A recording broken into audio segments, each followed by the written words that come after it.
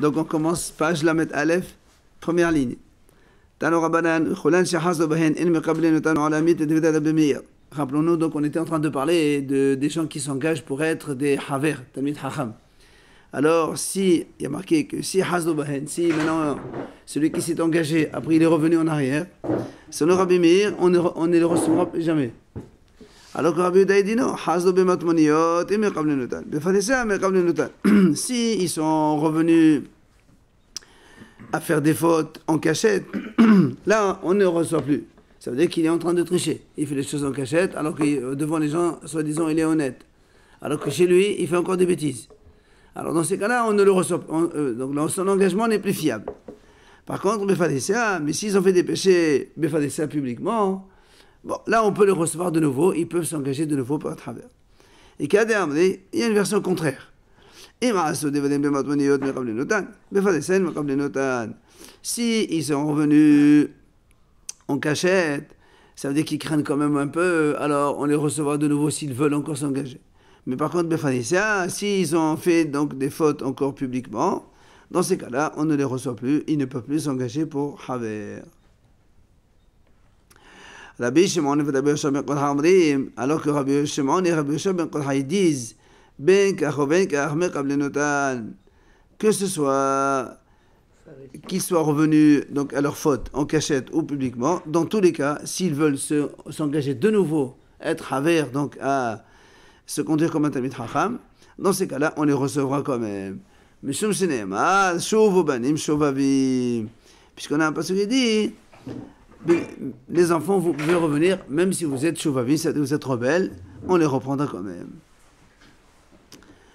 Amar Rabbi Ishaq, Ish Kfar Akko, Amar Rabbi Yohanan, Halacha Keoto Azug. Il vient Rabbi Ishaq, donc l'homme de Akko, il a dit, là, Halacha est comme ce couple-là, c'est-à-dire les deux derniers qui ont dit, dans tous les cas, on les accepte. Tano Rabbanan, Chachamim enseignent, Badishona Yomrim Havedona Asagabay, Dohanato Mehavedato. Chachamim disent comme ça, si un homme il était Haver, donc on avait confiance en lui. Et puis après, il est devenu Gabay, c'est le percepteur du roi pour les impôts. Et rappelez-vous, on avait dit, donc celui qui est percepteur, en général, il est voleur. Alors, celui qui donc, il était Haver, et puis après, il devient percepteur du roi, on ne l'accepte plus en tant que Haver. On le repousse de Mahaveroto. Perash, si maintenant il a quitté ce poste de percepteur, En Mekabli Noto, même on ne le reçoit, on ne l'accepte plus. Hazul Omar, alors Chachamim après ils sont revenus sur cette décision. Ils ont dit, Perash, si maintenant donc il a lâché donc l'emploi, le poste de percepteur du roi, dans ces cas-là, il devient comme toute personne. C'est-à-dire que s'il veut s'engager, de nouveau, on lui fait le même processus pour devenir Haver. Il sait autant de fois qu'il refait le... Il n'y a pas marqué une fois, autant de fois. Ravona Barhiya, c'est-à-dire Halishata.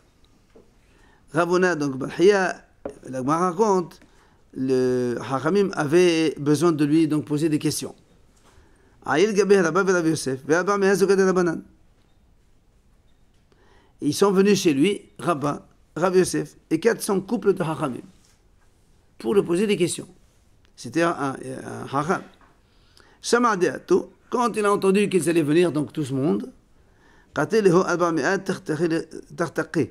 il aura donc préparé 400 sièges pour s'asseoir, pour poser des questions. À la fin, ils ont entendu qu'il est devenu percepteur du roi. Ravona. Normalement par le roi, percepteur. Forcé ou pas forcé, c'est pareil. Shalhoulé, il lui a envoyé Zil la Hashivote, Zil la Kadamote.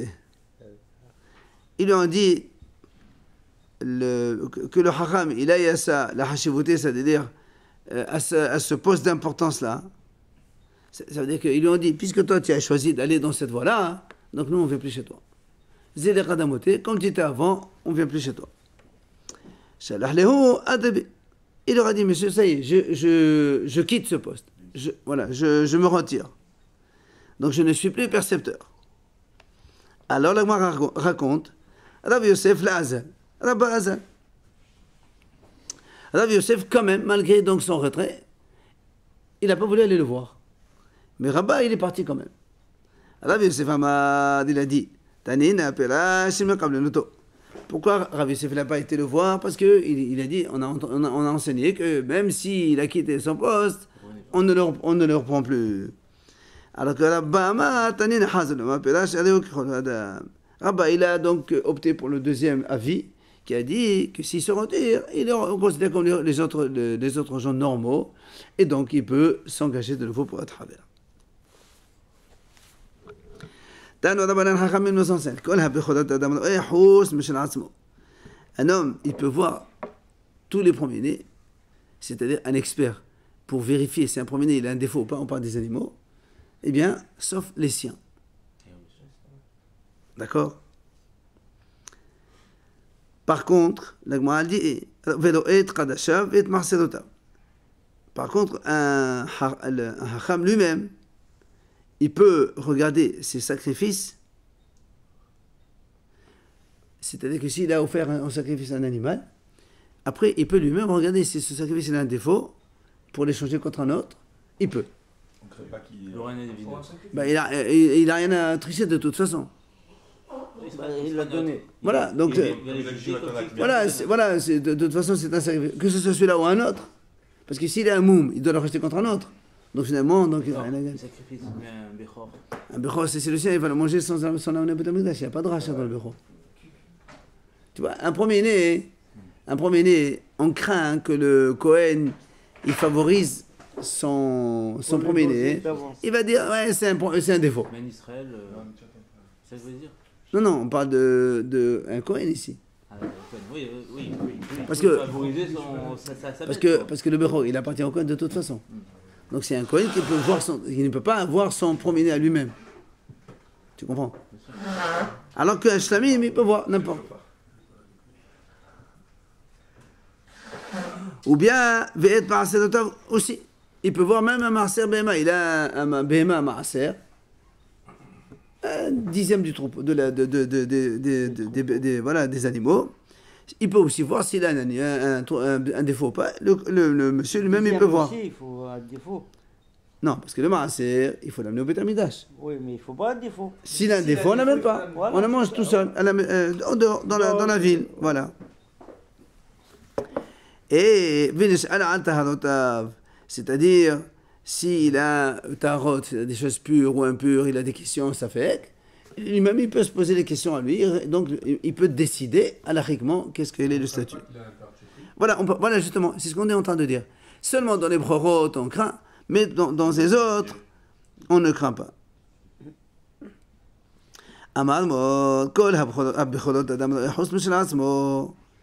On a dit donc tout à l'heure qu'un Kohen ne peut pas voir les bechorot de lui-même, ses propres premiers-nés.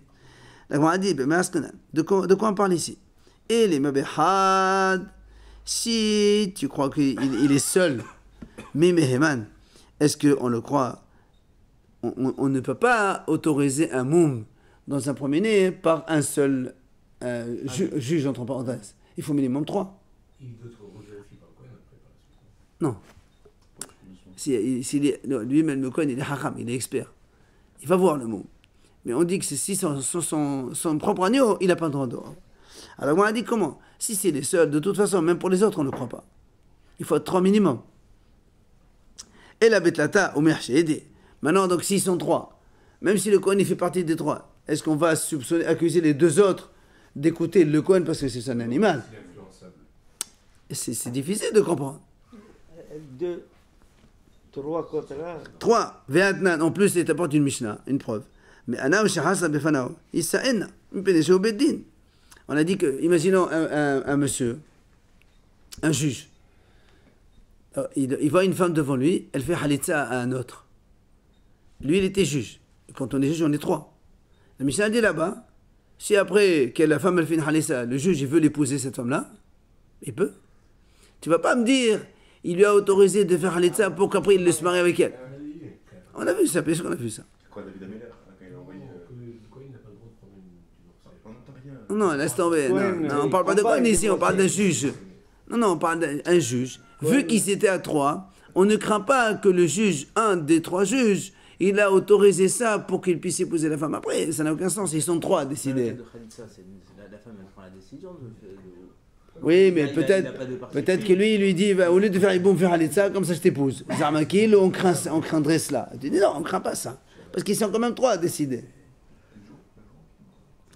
Donc, l'Agma a dit, Léolam Behad. En vérité, il est seul. Ah, tu vas me dire comment on peut le croire à un seul, il faut 3, on a dit. Il dit non.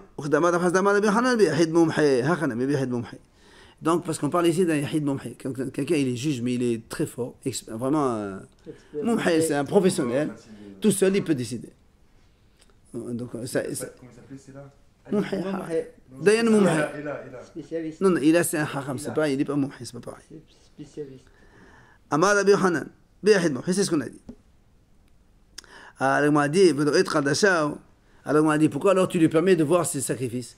On a dit, un Kohen, il n'a pas le droit donc de voir ses propres défauts dans ses propres animaux. Alors pourquoi il a le droit de voir ses sacrifices? C'est la même chose. Il dit non. Parce que là-bas, des Ebaï me tiennent à l'œil. Parce que si vraiment il veut changer d'avis, il ne va pas mentir. Il n'allait qu'à voir un monsieur. Il dit, monsieur, je m'excuse, j'ai fait ce sacrifice. Mais maintenant, j'ai plus envie. Ça s'appelle, je me suis trompé. Je ne voulais pas faire cela, je voulais donner un autre.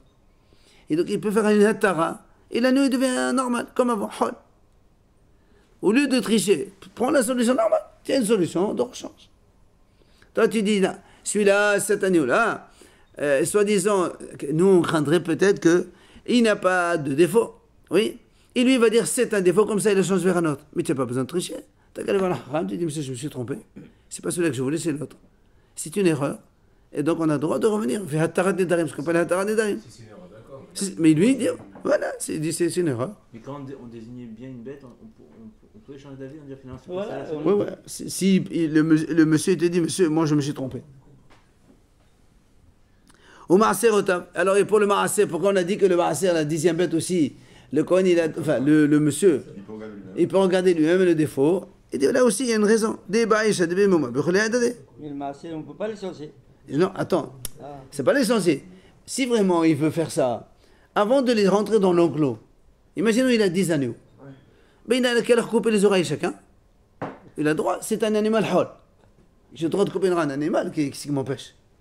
Et après, il les rentre dans le troupeau. Et après, tu les fais sortir un à un. Et voilà, celui-là, il a un défaut. Si tu as envie, tu peux le faire avant, avec permission. Il n'y a pas besoin de tricher ici. D'accord.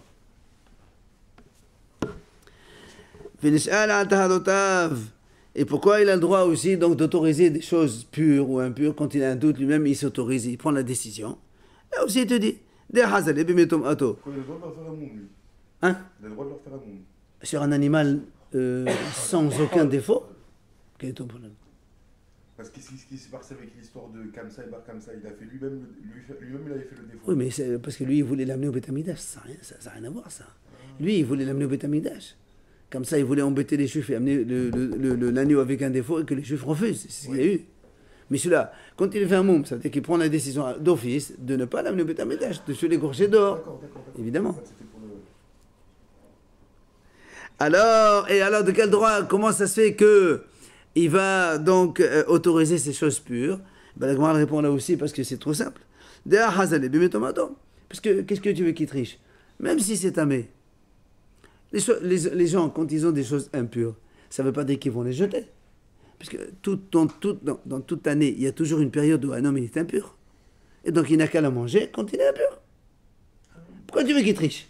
Pourquoi tu veux qu'ils disent tahor? Mais si vraiment c'est tamé, ben, il dit c'est tamé. Il le mangera demain, après-demain, dans une semaine, il n'y a pas de problème. Quand quelqu'un il est tamé, de toute façon, il va manger des choses tamées. Il s'en fout. Il cherche pas. Voilà. Donc tu n'as pas besoin de tricher. C'est pour ça que dans ces 3 cas-là, on croit la personne même pour ses propres bêtes ou ses propres aliments. Donc on a fini donc, le 4e période qu'on a fini, on va passer au 5e. Mishnah. Alors il dit comme ça. Tous les psula mordashin. Ce sont les animaux qui étaient destinés au Beth Amikdash et que maintenant ils ont eu un défaut. Ce qu'on appelle psoulé un mukdashin. C'était mukdashin, il devient pasoul. il a un mot. Non, voilà, tu dis, voilà, j'ai un pendant comme un samim, hacham, ola, toda, ce que tu veux. Tu as désigné un animal, et puis après le temps de l'amener au bétamidash, il avait un défaut, l'animal. Voilà. Il est devenu avec un mot, ça s'appelle absolument. Qu'est-ce qu'on fait avec ça? Il dit, le profit de ces animaux, il va pour l'Ekdesh. Vous le savez ce qu'on va faire de toute façon. Qu'est-ce qu'on fait dans ce cas-là? On rachète avec un autre. D'accord? Qu'est-ce qu'on fait dans ce cas-là? On rachète pour un autre agneau, messieurs. Oui? Quand tu as désigné un animal pour Shamim, par exemple, tu te rends compte qu'il a un défaut, qu'est-ce que tu fais? Là, tu rachètes, tu dis voilà, je prends un autre, l'Akdoucha qui était celui-là, ça va dans celui-là, et bien l'argent il reste là. Et lui, celui-là, ça devient hol. On va voir justement qu'il n'y a pas, il ne devient pas, voilà, il reste quelque chose, c'est ce qu'on va voir dans cette Mishnah. Quelles sont des restrictions qu'on conserve dans cet animal kadosh. Alors, cet agneau avec défaut. Donc, je vais le faire la shrita dans la ville. D'accord? Puisqu'il a un défaut, je ne peux pas aller amener au bétail, je vais la shrita dans la ville. Alors, Mishnah nous dit, on peut le vendre dans les boucheries, dans le marché. Aussi, on les égorge dans les boucheries habituelles. Et on peut les peser avec les poids 1 kg, 2 kg, 3 kg. On les vend comme un animal normal. C'est n'importe qui peut l'acheter, même si c'est pas un juif qui l'achète, c'est pas grave. Ici, il reste un peu de queue de chat. On parle de juifs. Je ne sais pas si un goy peut manger ce genre de choses. Ah, mais c'est pour ça que c'est ça. Parce qu'à la boucherie, Si on le vend, c'est la boucherie automatiquement. On parle des juifs ici, on ne parle pas de goy. Hein? Je ne sais pas. Je ne sais pas. Automatiquement, il va rentrer un goy. Parce que regarde, Hotz, écoutez bien. Hotz, sauf le Bechor, le premier-né, et le Maaser, que si eux, ils ont un défaut, d'accord, donc on va les faire la shrita dans la ville, cela, Hanayatan le qui c'est qui va en profiter? C'est le propriétaire lui-même. Le Bechor, c'est le Kohen, et le Maaser, c'est le propriétaire. Cela, on va voir donc tout à l'heure, qu'on n'a pas le droit de les vendre au marché, dans les boucheries. Ça veut dire le Kohen qui dit Ah, mon pécheur, c'est pas. Ça veut dire les autres. Le Kohen aussi, le Balmont. Ça veut dire les autres. On ne peut pas les vendre dans les boucheries. Ils disent Hachamim. Non, pourquoi on ne peut pas les vendre dans les boucheries? Parce que c'est quelque chose quand même un peu kadosh. Tu les vends chez toi à la maison. Alors, les autres, on peut les vendre. Ça veut dire, non. Laisse tomber les goyim maintenant. On parle maintenant, est-ce qu'on a le droit de les vendre publiquement? Oui ou non? Les premiers, oui. Pourquoi on va... La Gemara explique pourquoi. Parce que quand tu vends dans la boucherie, tu vends à prix fort. Le prix de la boucherie. Donc tout l'argent, il va où? Il va... C'est vrai que c'est la personne qui rachète. La Gemara va expliquer un petit peu. Quand tu sais, imagine, ça c'est un animal qui est pas sous, d'accord? Il a un défaut. On va le racheter. Combien tu le rachètes? Ça dépend. Si tu me permets de le vendre dans les boucheries, le prix là, il coûte plus cher. Mais si tu me dis non, tu ne peux pas les vendre dans les boucheries, tu ne peux pas les vendre avec les poids, tu es obligé de vendre un petit peu comme ça, globalement, tu les vends moins cher. Or, les psula mukdashim, puisque l'intérêt va aller au bétamigdash, c'est pour ça qu'on te permet de le vendre dans les boucheries. Comme ça, tu le rachètes à prix cher. L'agneau, s'il coûte 300 €, l'agneau, ok? Si tu me dis, je vais vendre dans les boucheries, moi je t'achète à 300 €. Mais si tu me dis, non, tu n'as pas le droit de le vendre dans les boucheries, tu le vends chez toi à la maison, tu sais que ça va te coûter moins cher. Tu vas le vendre moins cher, évidemment. Donc toi tu dis, moi je ne rachète pas à 300, je rachète à 200, monsieur. Alors, comme c'est pour le bétamigdash, alors on permet de le vendre dans les marchés. Et comme ça, tu rachètes à cher. Ouais. Pourquoi c'est pour le bétamigdash? Puisque ça c'est un shlamim, il a un défaut. Tu vas l'amener au bétamigdash. Donc celui que tu vas racheter avec, tu l'achètes plus cher. Maintenant, la Mishnah continue. Psulei hamukdashin.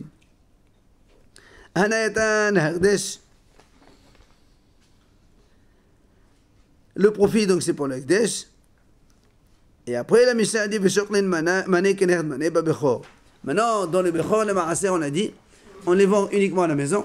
Et on ne les vend pas avec une balance et tu mets des poids 1 kg, 2 kg. Non. La viande, voilà, ce morceau, voilà, avec les mains, tu évalues comme ça fait. Voilà, ça fait comme ça. Non, mais voilà, ça veut dire que tu n'as pas le droit de l'amener comme ça, tu fais comme une viande normale. c'est kadosh un peu, tu fais un peu kavod. Par contre, il dit, si tu as un morceau de viande qui pèse 1 kg ou 2 kg, tu peux peser de la viande contre la viande. C'est ça, Shorlin Manek et Nered Mané, c'est moutar. Il y avait beaucoup de monde qui avait des animaux ou pas? Parce que bon, aujourd'hui c'est rare. Quoi. Évidemment. Les paysans qui ont des animaux. Mais non, mais quand tu as besoin de faire des sacrifices au Beth Amikdash, c'est obligé qu'il y ait beaucoup de monde. Imagine, chaque jour, tu as une dizaine, une vingtaine, une trentaine, une quarantaine de personnes qui viennent au Beth Amikdash pour faire des sacrifices. Il fait une avéra, il va acheter une bestiole et il va l'amener au Beth Amikdash. Non, alors? Non, maintenant on parle des Bechorot, etc. Ça veut dire que beaucoup de gens. Ah, évidemment. Comme si nous on était à cette époque. Imagine dans toute la France. Imagine dans toute la France combien il y a des gens qui ont des animaux. Évidemment, nous, on habite en ville, on ne voit pas ça. Mais ceux qui sont dans les campagnes, dans les montagnes, tout ça, tu vois tout le temps des animaux. Évidemment, ça se reproduit, ça. Hein. Tu vas à Djerba, ils en ont tous. Alors, la Gemara dit. À Djerba, ils en ont tous. Ouais. Il y en a qui en ont jusqu'à maintenant. À Djerba, je dis. Oui, Il y en a qui maintenant, ils en ont. à la maison. Ouais. Ils ont à la maison, un agneau, une vache. Des gens qui n'ont pas. Ils aiment ça. Ils font. C'est Pour leur le travail. lait, pour la C'est leur viande. travail. Le chevillard, Les œufs, c'est ce les qui est comme ça qu'il faut. Même les poulets pour sa part. Ils ont tout. Allez, la Gemara dit. Kol Psolei Mordachin. Alors on a dit comme ça dans la Mishnah. Alors on reprend la Gemara Page Amidal Famoudbet, première ligne. On a dit donc Kol Psolei Mordachin, donc tous les animaux kadosh qui ont un défaut. Han Atan Leherdesh. Le prophète il va pour le Beth Amikdash.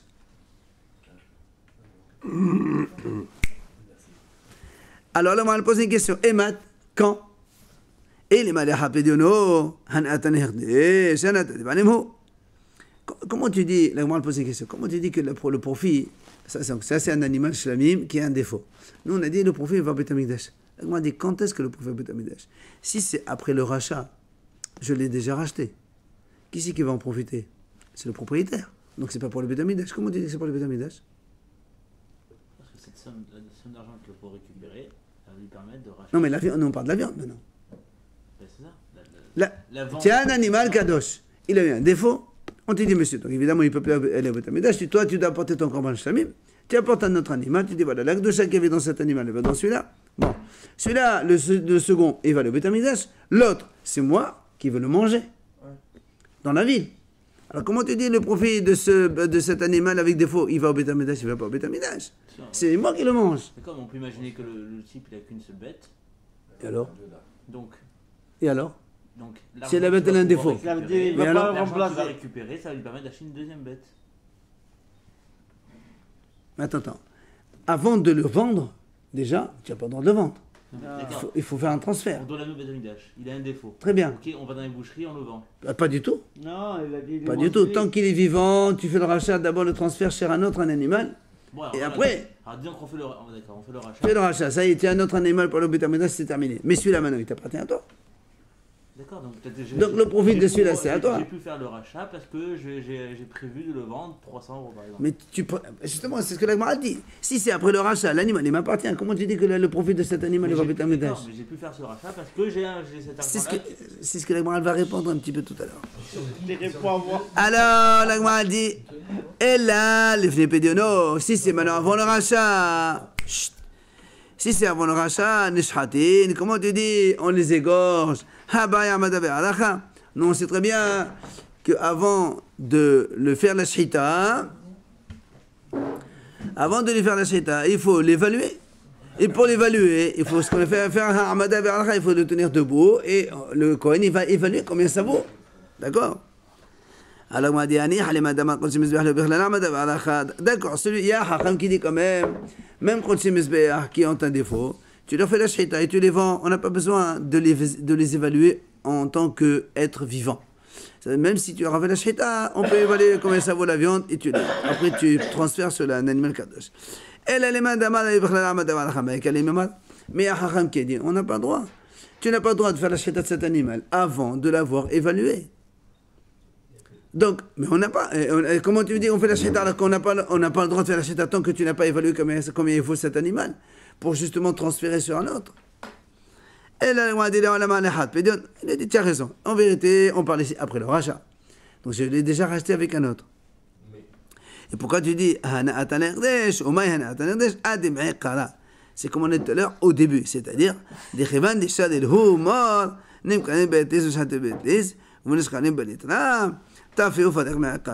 justement, c'est ce qu'on a dit. puisque le monsieur il sait que tu vas me permettre de le vendre dans les boucheries, et donc je sais que je vais gagner beaucoup d'argent après la shrita, alors moi je vais rajouter dans le rachat. C'est ce qu'on a dit tout à l'heure. C'est que si tu l'achètes, si tu me permets de le vendre dans la boucherie, que ça coûte 300. Ici, je le vends chez moi, ça coûte 200. Alors moi, qu'est-ce que je fais? Je sais que je peux le vendre dans les boucheries. Donc cet animal va me valoir 300. Avant de lui faire la shrita, je lui fais le rachat à un animal qui coûte 300. Parce que je sais qu'il va valoir 300. On a dit sauf le Bechor et le Maaser quand ils ont un défaut, cela obligatoirement ils vont chez les propriétaires. Un Bechor quand il a un défaut, on ne fait pas de transfert, comme un Maaser non plus. C'est le propriétaire qui les mange dans la ville, il fait la shrita dans la ville et il mange. L'Agma a dit Bishama Bechor. Avec nous. Oui, bien sûr avec moi. Hein? Pourquoi il ne précise pas? Mais on le sait. On parle de ça, on parle de Mokdashin. C'est un animal cardoche qui a un défaut. Alors, l'Agma a dit, Bishama Bechor be'etlizhud et la misdaban habeviti misdaban. L'Agma a dit, je comprends. Le Bechor, tu m'as dit qu'il ne se vend pas dans les boucheries. Donc, s'il ne se vend pas dans les boucheries, il le vend où? À la maison chez lui. Et le Maaser beviti ma misdaban. L'Agma a dit, comment? Et le Maaser, où tu as vu que le Maaser, ça se vend? Même à la maison, on n'a pas le droit de le vendre. Ve'atania, voilà, c'est marqué comme ça. Ba Bechor ne'ema lotifde. Dans le Bechor, la Braïta dit comme ça, l'enseigne, c'est marqué dans la Torah, le Bechor, le Tifde, Hachamim disent, donc, Venimkar, Hay. On a le droit de le vendre vivant. Un Bechor avec un moum, tu peux le vendre vivant. Pour qui? Ben pour n'importe qui. Avec un mot, il a le droit de le vendre. Bien sûr. Ah, parce que. Tout le monde peut le manger même. Non, on peut le manger un Baal moum. Bemaaser, mais par contre, dans le Maaser, Ne'ema, c'est marqué dans la Torah, Lo Yigael. Et les Hachamim disent, c'est quoi le Yigael? Benonimka, lo hay, velo sharot, lo tam, velo balmou. On n'a pas le droit de le vendre, ni en tant que vivant, ni après l'avoir égorgé, ni quand il est tam, ni quand il est balmou. Dans tous les cas, on n'a pas le droit de le vendre. Alors comment tu dis, toi, que le maaser, on peut le vendre? Alors là, moi, elle répond. La question est sur le maaser. Le Bechor, non. Sur le Bechor, on a déjà dit. C'est marqué dans la Torah, le Tifde. Tu n'as pas le droit de le vendre vivant. Mais vendre non, Venimkar Hay, on a le droit. Et même vivant. Mais par contre, dans le Maaser, c'est marqué, tu n'as pas le droit de le vendre. Alors comment toi tu me dis, les autres, ils se vendent, hein? Le Yigael, c'est marqué. Le Yigael, ça veut dire que tu... Hachamim, on a fait la dracha. Le Yigael, tu n'as pas le droit de le vendre. Ni vivant, ni shahout. On répond. Et dit, cette question-là, elle s'est posée à Rav Sheshat be'urta dans la nuit, ou shneya be'qadmuta. Et il a répondu le lendemain matin, à l'aube, comme nous maintenant, bonheur. Comment? Mais Braïta, de la Braïta, il a répondu ça. Qu'est-ce qu'il a dit? Be'ma'asad be'ema shadeyutumim askanan, ou meshum ha'shabat avidan na'roba.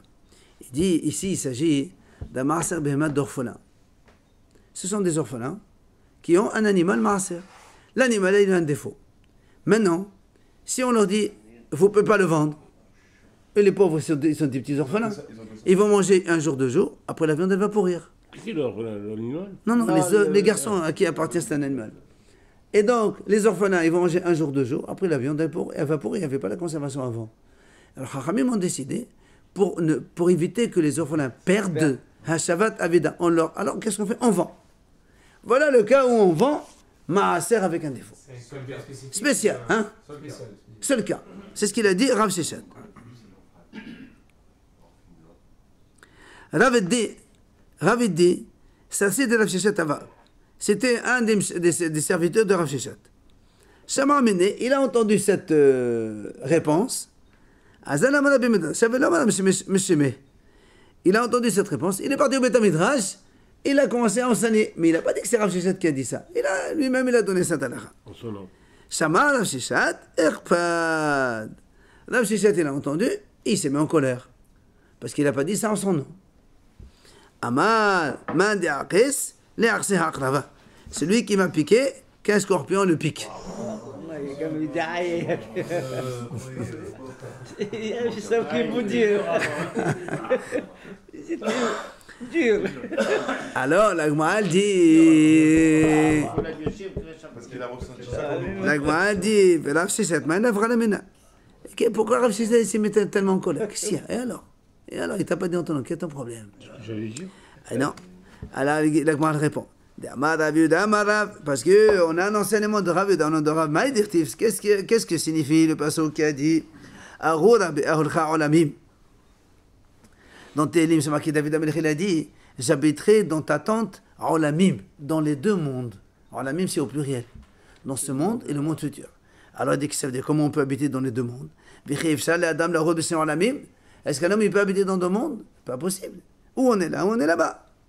Et là, Amar David, il a dit David Amelech, il est bon, son âme maître du monde.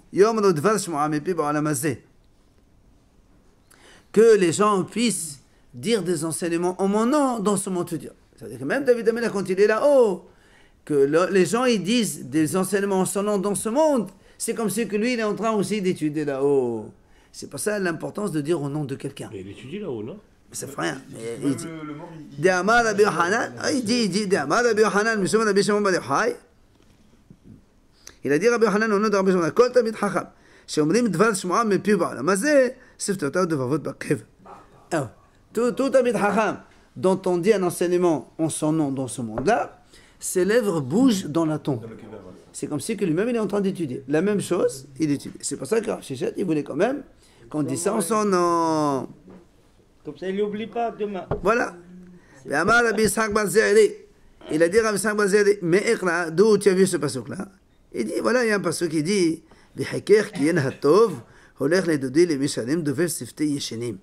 ça c'est le passage dans Shir HaShirim. Elle est comme le bon vin. Elle va chez mon oncle, c'est mon ami, mon bien-aimé, les Meshalim, il fait donc bouger les lèvres de ceux qui dorment. Al-Hachamim, ils expliquent cela, comme un récipient donc, dans lequel on met des raisins, comme un tas de raisins, quand on le touche, il y a de raisins. Quand on presse le raisin, il y a de raisin, il y a de l'eau. Enfin, il y a du vin. Quand on touche un peu, ça fait bouger tout l'ensemble. Alors il dit la même chose.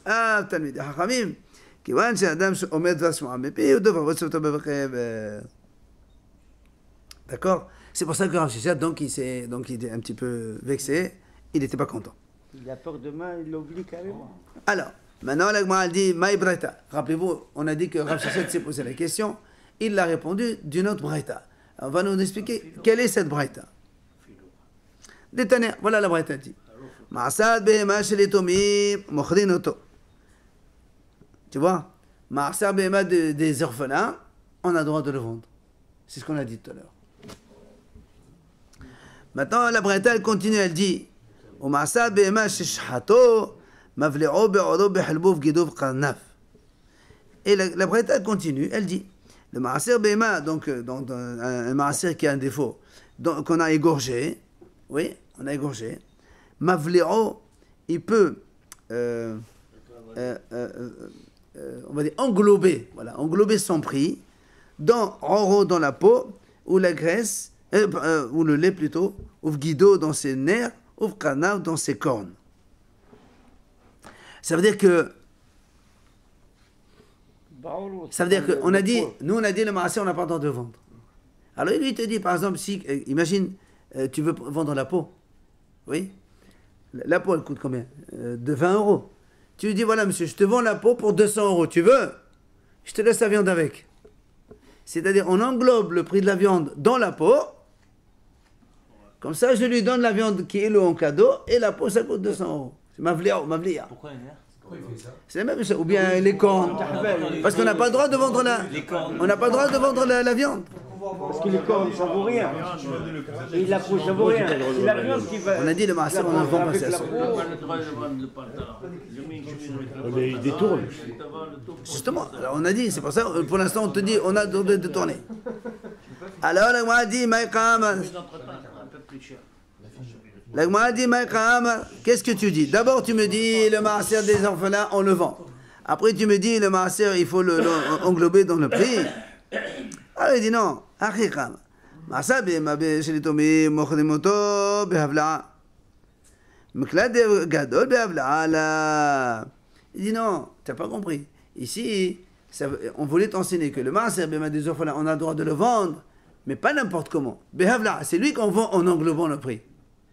Par contre, un Maaser Bema d'un homme normal, lui, ça ne se vend pas, absolument pas. On n'a pas le droit de vendre. Alors, il m'a dit, Comme tu vois quand même Maaser dans la vente des enfants. non, Maaser des Behemoth, on a un animal qui est lui-même Maaser. Oui. Alors, et le Maaser, maintenant, il a un défaut, tu vas le manger toi-même. Et alors, tu n'as pas le droit de le vendre. La viande que tu as égorgée. Et la peau, tu as le droit de la vendre. La peau, on s'en fout. Mais tu as le droit de la vendre, il faut faire un shrita. On a déjà fait la shita. Bien sûr, on a fait On a fait la shita. Ah, il est mort là, la veine. On a fait la shita du Maaser, maintenant on veut vendre la viande. On dit, monsieur, tu n'as pas le droit de vendre la viande de Maaser. Alors, là, m'a dit, là, m'a dit, pourquoi tu me dis qu'un homme grand, il n'a pas le droit de faire une vente globale et inclure l'un dans l'autre? C'est ce qu'on a dit maintenant. C'est pour les orphelins, on fait ça, mais pour les grands, non. Il dit, voilà, nous, on a vu dans Souka là-bas, c'est marqué. Celui qui achète un loulav de son ami la 7e année. Vous savez que les fruits de la 7e année, on n'a pas le droit de les vendre. Or, quand on achète un étrog la 7e année, comment on fait? Tu n'as pas le droit d'acheter. Celui qui a les étrogim de la 7e année, il ne peut pas te les vendre. Comment on fait pour les avoir pour lui? Cadeau. Laisse tomber, aujourd'hui, c'est du Maroc, il n'y a pas de 7e année dans le Maroc. Mais il paraît qu'il y a Hein? des juifs Ah, parce que Hosla. Non, au Maroc, il n'y a pas de 7e dans le Maroc. Alors, la Gemara, elle dit... Le Lula, il s'est compris le. La Gemara, elle dit, alors, la mère de Bachet, notez, notez, matana, le grand Bachet. C'est pareil que la peau. Alors, on a dit... Celui qui vend le loulav de la 7e année, le loulav, c'est pas un aliment consommable, donc je peux te le vendre. Mais le etrog, je suis obligé de te donner cadeau. J'ai assuré de vendre les fois de la 7e année. Notez, notez, matana. Parce que les Vishana, c'est le grand Bachet, on n'a pas le droit ni de vendre ni de l'acheter. Moi-même, je n'ai pas le droit Il y a d'acheter. des gens qui vont acheter que le troc. Par contre, On parle de façon générale ici. On achète un set entier, loulav avec etrog. Mais Rav, on a pas le payer? Et puis la bracha au-dessus. Ah non, c'est vrai, tu le cueilles, tu manges. C'est gratuit. Ah, C'est pour ça qu'il t'a dit, tu lui donnes cadeau. ah. Bah, Vinan, bah, là-bas, on a posé la question. Ah, oh, messieurs, on a posé la question. Lola Salé, ici, il ne veut pas donner cadeau. Monsieur, il trouve 50 €, j'ai pas envie. Tu vends le. Alors, je te dis. Alors, vers Malavona, regardez là-bas ce qui est marqué. 50 € et. Voilà, Mavléa, l'autre, mais Loulav. Il dit, monsieur, voilà, le Loulav, ça vaut 50 €. Tu veux? Et je te donne trop cadeau, tu veux? Et on a dit, c'est mouta. Donc, tu vois, on a le droit d'englober l'un dans l'autre. Alors, pourquoi ici, chez les grands, on ne peut pas faire ça? Pourquoi pour le Maaser, tu m'as dit, j'ai pas le droit pour les grands de vendre la peau pour le prix de la bête et j'inclus la viande dedans? On n'a pas le choix, c'est Pourquoi? Shivaïd aussi, Shivaïd, c'est très kadosh. Alors, hein? Bonne question, non? Oui, mais comme Non, il a t'es dit, pas le d'accord? loulab, c'est un miswa. Et alors, mitzvah ou pas mitzvah, on s'en fout. Ou c'est assour ou c'est mouta. Tu me dis, on a le droit d'englober On là. a l'enseignement de la Torah, exactement. Quel enseignement de temps? C'est l'enseignement de la Torah De quoi? Le loulab. Et le Shivaïd. Shivaïd aussi, attends. On est d'accord, mais on C'est va pas pas. consommable. Quel consommable? Je m'en fous. Et après, tu C'est vas. pas consommable. Mais là, on parle du étrange, là, le lèvre, c'est pas un problème. Le lèvre, je te le vends. Il y a... On l'inclut dedans. Hein? On l'inclut dedans, on a dit. Justement, tu m'as dit, toi, je vends le loulav au prix de 50 € et le truc, je te donne cadeau. Qui est le, ça veut dire que tu as vendu les 50 €. En fait, c'est comme ça. Ben là aussi, je te vends l'agneau. Je te dis, monsieur, voilà, tu veux la peau de l'agneau? La peau, elle coûte 200. Et je te donne cadeau la viande avec, si tu veux. Il est d'accord. Alors pourquoi là-bas, on a dit que c'est assaut? Et dans le lèvre, on a dit qu'on peut faire ça. Question. Alors, la Gemara, elle dit, Hatam, la Mohamelta. La Gemara, elle répond, c'est pas du tout comparable. Le loulav, le hétro, combien on achète nos loulav en général? 20, 25 €. 20 €. C'est pas, on peut concevoir qu'un loulav il vaille 20 €. Mais dans l'agneau, Mohamed, dans l'agneau, c'est très flagrant. La peau, elle coûte 20-30 €. La viande, elle coûte au moins 400 €. C'est flagrant. Donc c'est pas. Donc c'est pour ça que pour l'animal, on n'a pas le droit d'englober l'animal. Même pour les orphelins. Non, les orphelins, on a le droit. Il n'y a que les orphelins, on a le droit de faire ça. Alors, Amaraba, là, m'a dit, Emken, si c'est comme ça, alors Marsabema, pourquoi dans la Breta est marqué 2 fois Marsabema? Si tu me dis que, parce que dans la Breta c'est marqué comme ça, Marsabema, des orphelins, on peut le vendre. Et après il dit, et le Maaser Behema, on l'englobe dans la peau. Et après toi tu m'as expliqué, en fait ici on parle que le Maaser Behema de l'orphelin. Alors pourquoi tu répètes 2 fois Maaser Behema? Donc en fait, tu m'as dit qu'il s'agit du Maaser de l'orphelin, que celui-là, pardon, on a le droit de l'englober dans la peau. Et pourquoi tu répètes? Alors pourquoi tu répètes 2 fois? Maaser Behema des orphelins, on peut le vendre. Maaser des Behema, il faut l'avaler. Tu vas me dire, Maaser Behema des orphelins, on l'englobe dans le prix et on le vend. Point à la ligne. Et là, Rava dit, c'est pas comme ça qu'il faut dire, voilà comment il faut comprendre. Le Maaser Behema des orphelins, on peut le vendre normalement, sans l'englober dans le prix de la peau. Tu veux de la viande, tu vends les kilos par kilo, il n'y a pas de problème. Comme on a dit, les orphelins, c'est Hashavat Avida, parce qu'ils ne peuvent pas tout consommer en même temps, et pour ne pas qu'ils perdent de l'argent, les orphelins, on leur permet. Par contre, au Maaser Behema des Gadol, et le Maaser Behema d'un Gadol, c'est un homme normal, Sheshato, qu'on a fait la Shita, on a le droit de le vendre Behavla'a, en englobant le prix, soit dans les cornes, soit dans la peau, soit dans les nerfs. Même celui d'un grand. Oui, mais on a posé la question. Dans ces cas-là, si il s'agit que des orphelins seulement, pourquoi on écrit 2 fois Maaser Behema? Alors il dit, en vérité, très bien, on explique autrement. Le Maaser Behema des orphelins, on peut le vendre normalement sans englober le prix. Maintenant, le Maaser Behema d'un grand, je peux le vendre en englobant le prix. Mais il a été objecté. Qu'est-ce que tu réponds? Alors on a été obligé de changer. C'est quoi l'orphelin dans la Torah? Jusqu'à quel âge? C'est un enfant qui n'est pas encore, qui n'est pas autonome, voilà, qui dépend de son père. Il n'y a pas d'âge. Même à 15 ans, il n'est pas autonome au niveau finance. Il est considéré comme orphelin. Un homme par exemple de 40 ans qui a pas, il n'est plus orphelin. Il n'est pas orphelin.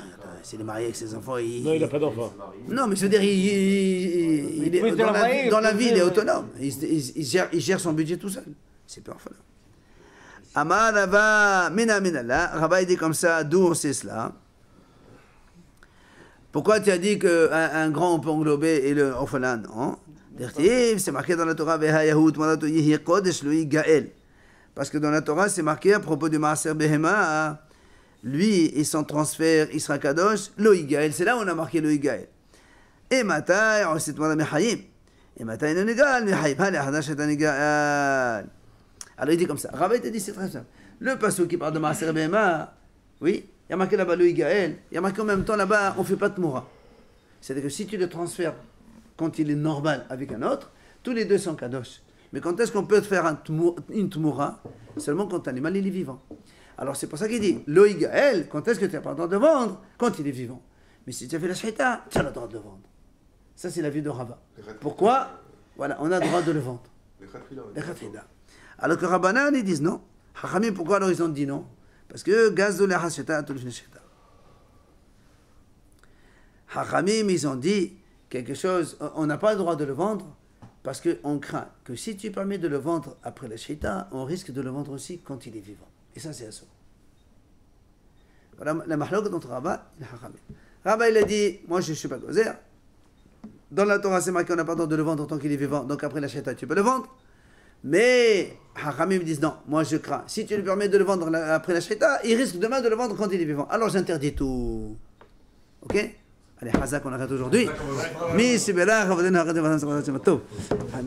Dani, Rubino, Huyate, Hem, Abim, Mam, Sim, Munot, Moshenem. Melech, Malchem, Ram, Shem, Hayim. Amen. Selim. Amen. Alata. Amen. Amim. Amen. Eskilu. Amen. Slihu. Amen. Tova. Amen. Selima. Amen. Tel, Mahem, Kokis, Tashodelo. Amen. Vatana, Imod. Amen.